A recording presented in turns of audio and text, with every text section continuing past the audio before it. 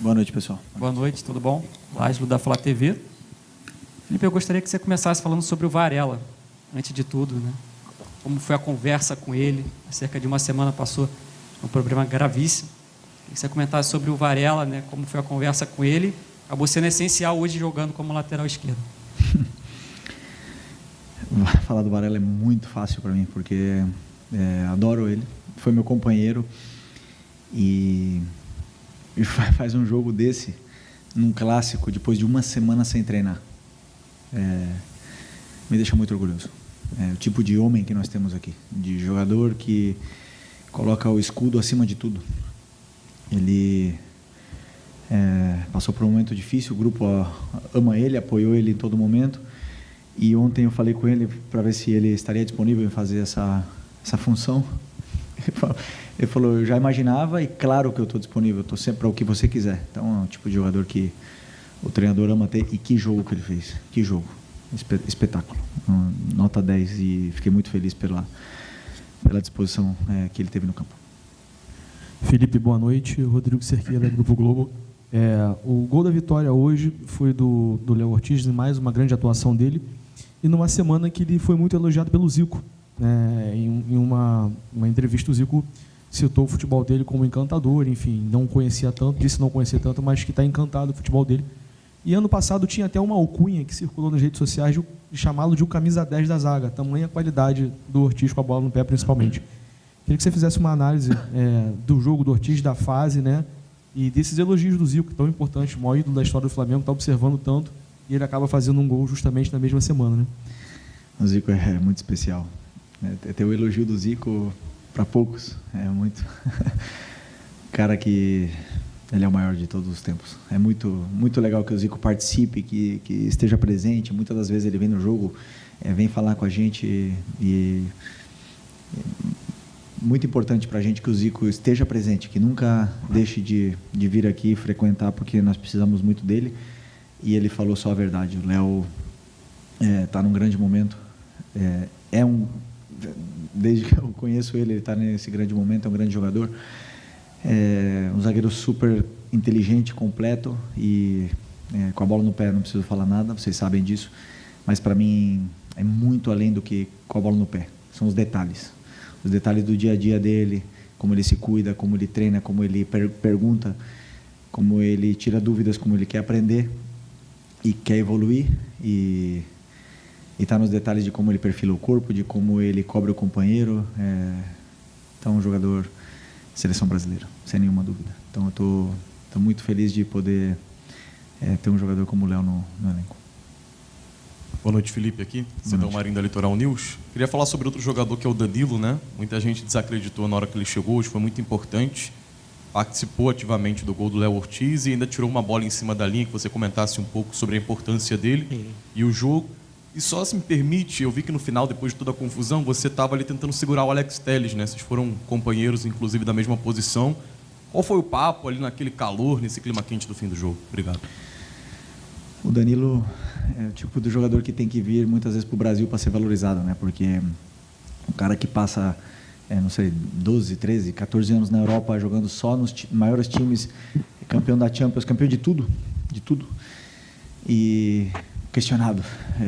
E aí você vê, quando joga no Brasil, sobra de um jeito que nós não conseguimos entender, né, os que estão aqui no Brasil. É um espetáculo ver esse tipo de jogador escolher vir para o Flamengo. É um jogador que, aliás, um jogador que vem para poder trabalhar e para ajudar a somar o grupo com a sua liderança, estando no campo ou não estando no campo, jogando na direita, na esquerda, na lateral, aonde você pedir para ele. Muito difícil achar um jogador desse nível. E estou muito empolgado com a minha zaga. E ainda tem outros meninos que estão vindo forte aí, o próprio Iago, que está na seleção, o João, já falei deles para vocês, o Cleiton. Então, temos aí... estamos bem servidos. E sobre o que eu falei com o Telles, não, simplesmente eu estava tentando acabar com essa confusão. Eu não gosto de confusão, eu estava tentando colocar eles em razão que qualquer coisa que eles fizessem poderia piorar uma eventual suspensão. Felipe, Raíza Simplício da Gol Brasil e da Placar TV. Teve a partida contra o Fluminense no final de semana, hoje Botafogo, Vitória, e o próximo jogo já é contra o Vasco. São 3 clássicos seguidos. Eu queria que você falasse da dificuldade que é manter o nível. O jogo contra o Fluminense não foi um jogo tão bom. Hoje o Flamengo já foi melhor, conseguiu dominar a partida, na minha visão. E aí já o próximo adversário é o Vasco. Teve o Juninho com um problema físico, o Ayrton Lucas, já teve o Alexandro. Queria que você falasse sobre isso e sobre essa dificuldade de 3 clássicos seguidos. Assim. Primeiro, valorizar a vitória de hoje contra o campeão brasileiro, o campeão da América, e a segunda vitória que nós tivemos contra eles. E sem desculpas, né? Hoje jogou um time que não tinha jogado junto e fizemos um grande jogo. Os jogadores acabaram aí, muitos deles, por caso do Varela que não treinou, o caso do Cebolinha que jogou 60 minutos pela primeira vez, o Arrascaeta que jogou 70 minutos também pela primeira vez desde que operou, Luiz Araújo jogou 90 minutos depois de muitos meses parado, né? 4 meses, eu acho, sem jogar 90 minutos. E jogadores que acabaram e ajudaram muito a equipe. E esse esforço que eles estão fazendo agora nesses jogos são que vão condicionar eles para o futuro. Por isso que eu estou tentando separar bem as cargas e tudo, para que eles possam... Agora, lesões acontecem no futebol, a gente não controla, né? O Juninho já vinha de uma temporada, desculpa, já na metade da temporada, e está se adaptando, e hoje teve um pequeno incômodo, nada grave. Porque os jogadores estão treinados e é normal quando tem esse overtraining que eles possam sentirem alguns incômodos às vezes, né? Mas o importante é que no outro dia contra o Fluminense, como você falou, eu revi o jogo, como eu sempre faço, e gostei porque o Fluminense não chutou no gol, e o futebol não é só chances criadas, também existem as 2 fases do jogo, né? A fase defensiva, o time foi muito bem, muito sólido, não concedeu chances. Hoje, as chances que nós demos ao Botafogo foram quase todas de erros nossos.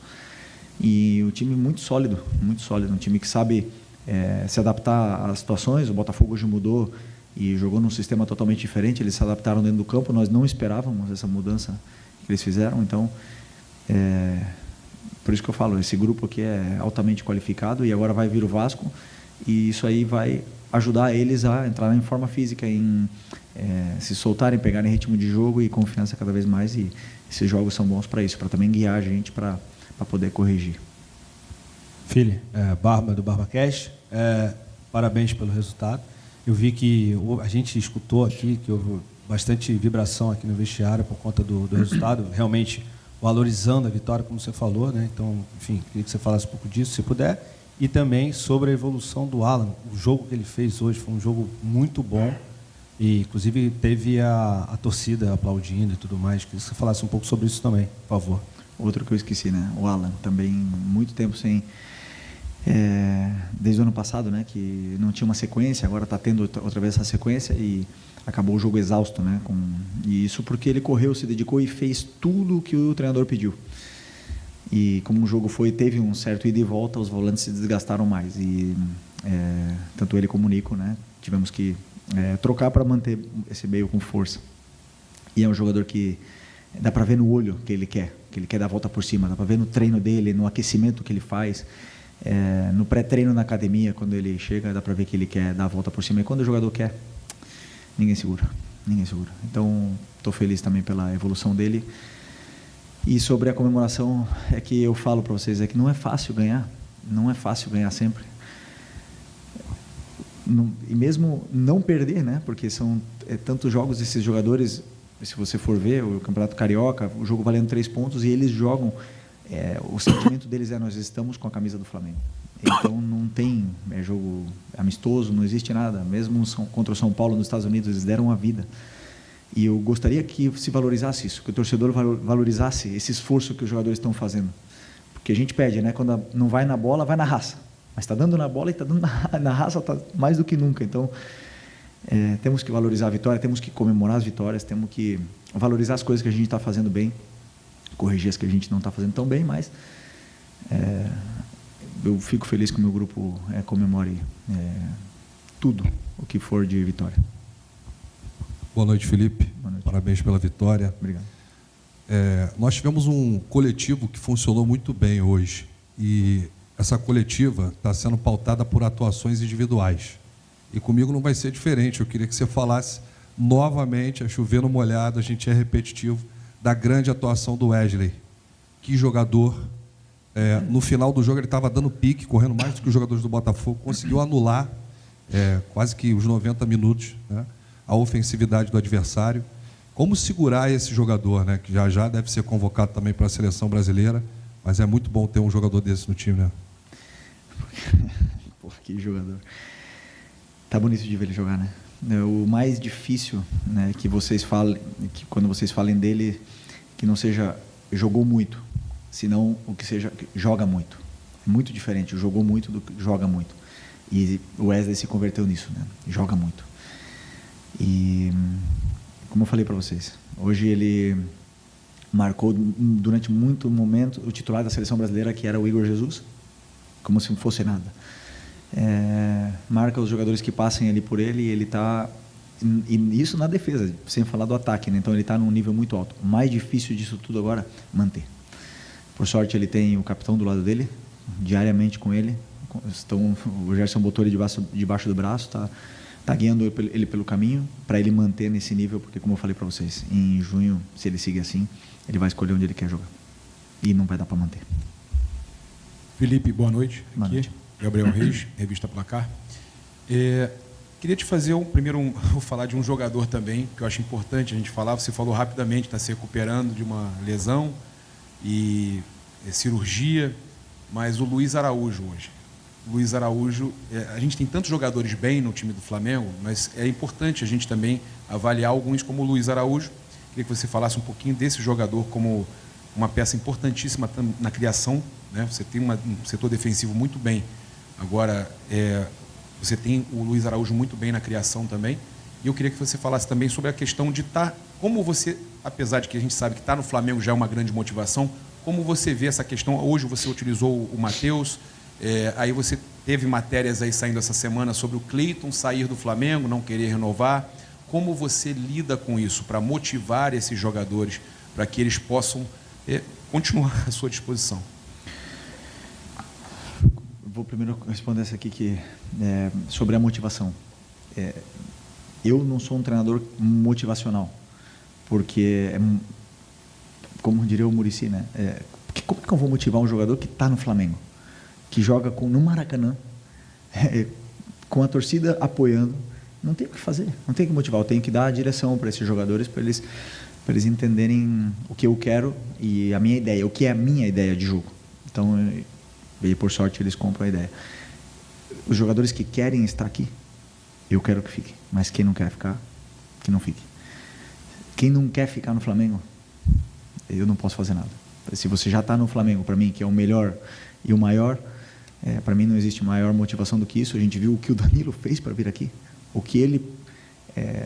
sinceramente, vocês não têm ideia do esforço que o Danilo fez financeiro para vir para o Flamengo. Então isso tem que servir de exemplo para quem está aqui, né? Que não... E então, para mim, se existe algum jogador, que não é o caso, até agora ninguém me falou, que quer sair, eu não vou segurar ninguém. Eu quero os jogadores que queiram estar. E, por sorte, nesse grupo, todos querem, até agora todos querem estar, porque sabem que aqui só tem a evoluir, né? Então, esse é o primeiro. E a tua outra pergunta? Um jogador, não, você falou de Luiz Araújo, sim. O Luiz Araújo, também já falei outras vezes, né? Ele veio numa lesão bem grave no joelho, e nós temos que ter um cuidado importante com ele, mas é um jogador que dá muito para a equipe, já seja jogando 90 minutos, já seja entrando 5 minutos. É um jogador que tem números, tem gol, tem assistência, e nem todos os jogos vão ser iguais para esses jogadores que jogam na frente, porque tem adversários como hoje, por exemplo, que escolheram marcar praticamente individual o Arrascaeta e Luiz Araújo durante momentos do primeiro tempo. E isso dificulta muito o jogo deles, mas o meu trabalho é tentar dar tempo para eles e fazer com que eles possam participar mais. Mas é um jogador que é diferente, obviamente, né? Que eleva muito o nível desse elenco aqui para poder brigar pelas competições. Oi, Felipe. Boa noite. Bruno Vilafranca, da Rubro News TV. Estou vendo que a coletiva está sendo praticamente pautada realmente Em questões individuais, eu não vou fugir disso. Sei que você já falou rapidamente sobre o Alan, mas quero me aprofundar um pouco mais. Se a gente voltar um pouquinho no tempo, obviamente, a gente via o Alan sendo muito criticado. Eu nunca deixei de ver o Alan tentar, e ele arrisca muito esse passe vertical, é uma das características do Alan, mas ele estava errando num passado recente. E hoje a gente vê o Alan fazendo a mesma coisa, acertando esses passes, mas correndo, né, se desenvolvendo dentro do campo, ajudando bastante no jogo. Eu quero saber, se é que você pode nos dizer, onde entra o trabalho do Felipe Luiz, porque outros treinadores devem ter tentado evoluir o Alan, para que ele voltasse a ser o Alan que a gente conhecia lá do Atlético Mineiro e de outros clubes também, mas onde entra, de fato, o seu trabalho para essa virada de chave, porque é nítido que ele está correndo muito, como ele sempre correu, é verdade, mas com confiança. Onde entra esse trabalho do treinador, que é muito mais do que campo e bola, deve ter uma questão psicológica muito forte aí no seu trabalho para com ele. Parabéns pela vitória. Obrigado. Vou dizer, o meu modelo exige muito dos volantes. São os que mais têm conteúdo, os que mais têm exigências e funções táticas dentro do campo. É o que eu mais peço, o que eu mais corrijo e o que eu mais acredito que são importantes dentro dessa equipe. A mudança, a virada de chave do Alan, o Alan, o Everton, o Nico e o Eric e o Gerson tiveram o mesmo conteúdo, eles todos, e o Alcaraz também, o mesmo conteúdo. Existem jogadores que, como eu falei antes na outra, né, o olho brilha quando escuta e quer aprender, e outros que não tanto, né? Então, o que aconteceu com o Alan? Ele, sozinho, nessas férias, ele voltou com o olho brilhando, com essa atitude, com essa vontade de aprender, fazendo o que o treinador pede. E aí, obviamente que é um mérito todo dele, né? Eu que vou colocar quem está dizendo no campo, no treino, que quer jogar, mas não falando, senão fazendo. E aí ele fala, ele tá falando no campo, né? Então, obviamente que os minutos dele vão aumentar e a concorrência entre eles aumenta. E são características diferentes. O Everton tem características diferentes da dele, dá coisas para o time que ele não dá, e ele dá coisas para o time que o Everton não dá. E o Eric também, e o Nico também. Então é importante para mim ter essa variedade, né, se fala, variação dentro do elenco, para poder depois decidir segundo o que o adversário também apresenta, né? Então eu diria que o mérito é do Alan, que ano passado teve o mesmo conteúdo e talvez também por culpa minha não ter dado uma sequência, mas não evoluiu, não cresceu ou não desenvolveu tanto como os outros, e esse ano ele está fazendo porque ele veio com outra atitude. Oi, filho, aqui, Beleza. David Sharp, do Antenados na Jogada. Bom, falar um pouquinho do jogo em si, né, da sua proposta tática, porque, pelo que eu reparei, eu não vi tanto hoje quanto também no clássico, no Fla-Flu, de sábado, o Flamengo tão pressionante quanto você diz que gosta e a gente viu anteriormente. Hoje, várias vezes eu vi o Flamengo até um pouco mais recuado, marcando médio até baixo em alguns momentos. Queria saber se você pediu isso, e já que está todo mundo fazendo pergunta individual, eu queria te perguntar do Gerson, porque é uma questão importante. O pai dele, que é empresário, falou aquela coisa da equiparação de salário com pelotão de elite, e teve até uma tal proposta do Zenit também. Como é que está o Gerson, como é que está a cabeça dele? Obrigado. Sobre o plano de pressão, o adversário também joga. E aí onde entra o que eu falei antes para vocês, que não é fácil ganhar do campeão brasileiro e campeão da América. 2 jogos seguidos, né? E no primeiro jogo, nossa pressão encaixou, os jogadores estavam com confiança, pressionaram bem, e hoje o adversário jogou de outra forma. Mudou, tiveram mais confiança para saíram da pressão por qualidade individual, vantagem qualitativa. E aí, claro, se eles rompem a pressão 1, 2, 3 vezes, ou têm jogadas para sair da pressão, como aconteceu várias vezes que eles tentaram lançar nas nossas costas e aguentaram, ganharam um lateral, o nosso time tem que correr mais, e é normal, é natural que um time com qualidade te empurre para trás, né? Então, não sempre vamos conseguir, mas a intenção de pressionar estava aí. Ela estava aí sempre. Sempre que o time se reorganizava, tentava pressionar. E, por vezes, eles conseguiam achar passes e romper a nossa pressão. Como eu falei, é um jogo de risco. Eu assumo esse risco. Sei que eles vão sair algumas vezes da pressão, por isso que tem uma linha tão qualificada atrás para poder sustentar essa nossa subida de pressão. E outras vezes a pressão vai encaixar muito bem, nós vamos ter mais a bola, vamos dominar mais o jogo, mas hoje o Botafogo defendeu bem, conseguiu roubar a bola, nós também perdemos muita bola, e quando você perde muita bola, você tem que pressionar mais. Quando você pressiona mais, você cansa mais. E tem horas que os jogadores não estão com pernas para pressionar. Então o jogo acaba ficando um pouco nesse ida e volta. Então o plano de pressão sempre existe, para todas as equipes, mas temos que entender que o adversário também joga. E o Gerson, como eu falei antes, ele está feliz, está aqui. Ele está no Flamengo, que é o clube que ele ama, também fez um esforço muito grande para poder vir aqui, financeiro, muito grande. E hoje é o líder, é o capitão dessa equipe, é o cara que lidera todos os jogadores, o cara que cuida do vestiário, é o treinador dentro do campo que o Tite escolheu e eu mantive. Então, muito importante, e não tenho dúvida que que o clube vai valorizar da forma que ele merece, né? Se ele não está sendo valorizado do jeito que ele merece, ele vai ser valorizado do jeito que ele merece, porque ele é um jogador titular de seleção brasileira. Obviamente que isso não passa desapercebido para ninguém. E sobre as ofertas, eu não acredito que o Gerson queira sair. Simples assim.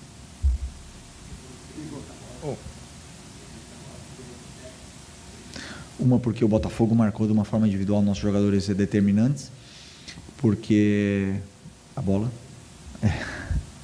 fica um coelho, e porque, claro, porque o adversário marca, e porque a gente também erra, né?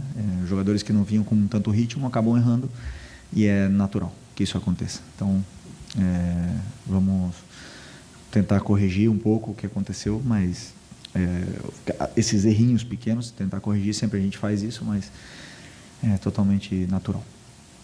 Felipe, boa noite. Igor Siqueira do UOL. Você que é um cara observador, bom ouvinte também, sabe que os caras falam dentro do vestiário. Como é que você consegue identificar a origem da nitroglicerina que resulta numa confusão?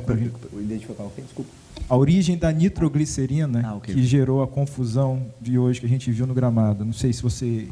Como é que você considera esse nível de ingredientes para isso tudo? Se considera que nesse jogo também envolveu a questão da braçada ali do De La Cruz no primeiro tempo, enfim, como é que você entende esse somatório de situações e comportamento de jogadores que culminam com as cenas que a gente viu hoje? Eu não vi o que aconteceu realmente, o que eu escutei dos jogadores, eu não vi as imagens, tá? Eu estava ali, mas não vi as imagens. O que eu escutei dos jogadores foi que o jogador do Botafogo tentou agredir o Bruno Henrique, e o Cleiton acabou defendendo o Bruno. E foi o que eles me falaram, né? Então é um jogo tenso, é um jogo onde existiram provocações por ambas as partes ano passado, ou no ano passado acho que por parte do Botafogo, né? Se eu não me engano, e nos outros anos. Então assim, é um clássico, sempre existe esse tipo de polêmica, né? Mas eu não quero dar ibope para isso, porque o que importa realmente é a nossa vitória no campo. E se eu falar de uma briga, se eu falar do que aconteceu, dos jogadores se provocando, do árbitro, nós vamos tirar o mérito do que os jogadores fizeram no campo, que foi muito grande. O que eles estão fazendo é muito grande, e eu quero que se valorize isso, tá? Então não vou aprofundar mais, mas é o que eu sei que eles falaram. Boa noite, Felipe. Bruno Castanha, Rubro News TV. Você falou do Botafogo jogar diferente hoje, tanto com a bola quanto sem a bola. Tinha um losango no meio-campo, 2 atacantes, mas metade da minha pergunta você já respondeu, que foi surpreso com essa mudança. Mas o que dificultou mais para o Flamengo, né, a questão da criação, um jogo duro, claro, a marcação dele saltando pressão, principalmente nos laterais, tirando o Wesley, marcação individual. O que te surpreendeu e tanto a dificuldade do Flamengo hoje perante essa mudança do Botafogo? Obrigado. Surpreendeu que vocês não vazaram a escalação do Botafogo para me ajudar. A do Alain, mas é determinante, né? Se eu soubesse disso ontem ou hoje de manhã, ia me facilitar muito o meu trabalho. Mas vocês não fizeram isso. Mas a minha sim, né? Vocês vazaram.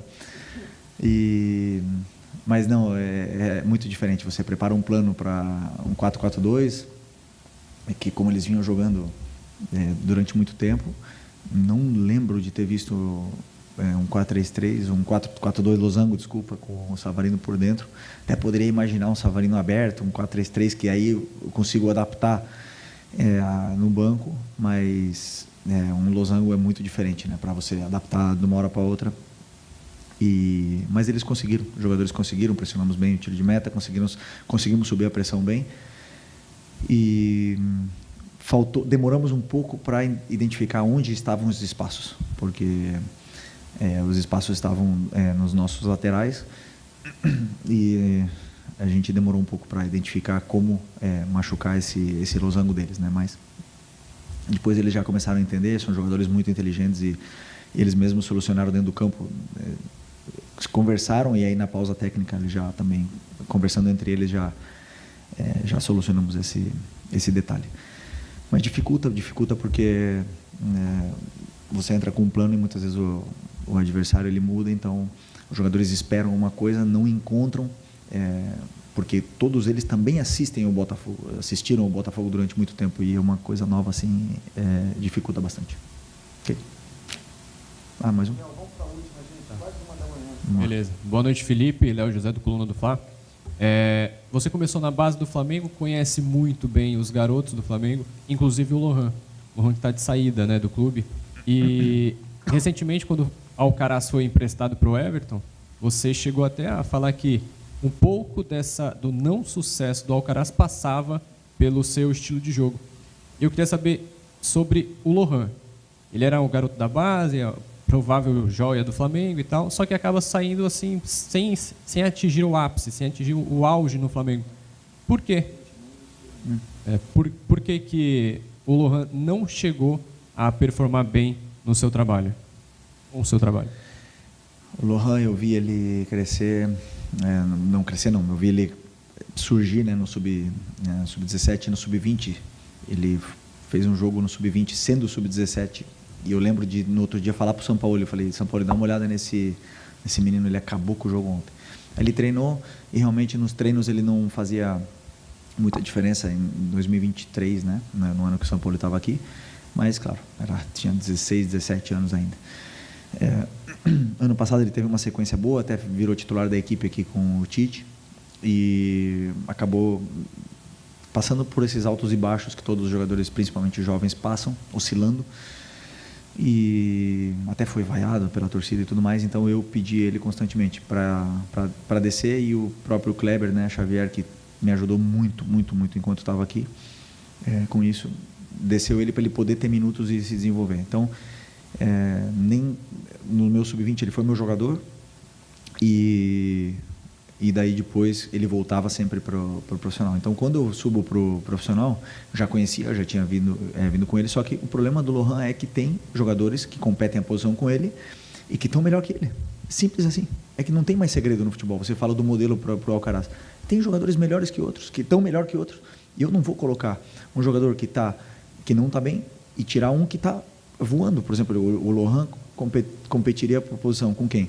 Com o Gerson, com o Arrascaeta, aberto, não tem tanto, não é tão determinante para jogar aberto na ponta, né? Então, como poderia ser o próprio Cebolinha, o Michael, até o Luiz Araújo, poderia, mas eu acho que não é a melhor versão dele. Então ele compete com o Gerson, e como eu tiro o Gerson?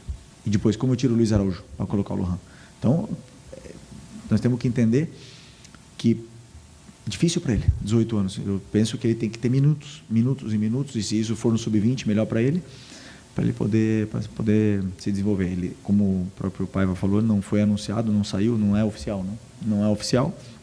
Se ele ficar aqui, vai ter o mesmo conteúdo, o mesmo carinho que todos eles, para poder me falar no campo, como eu falo, e aí ele vai ter chances na equipe, né? Então, se ele decidir sair, é uma escolha do jogador. Eu sempre falo, o jogador é o que escolhe onde quer jogar. Ninguém pode obrigar um jogador a sair ou a ficar. O jogador, ele sempre vai escolher. Então, se ele quiser sair, que ele possa ter minutos, que ele possa se desenvolver, sair da zona de conforto dele para poder crescer, porque ele tem muito a crescer. O talento dele é absurdo, sabemos disso.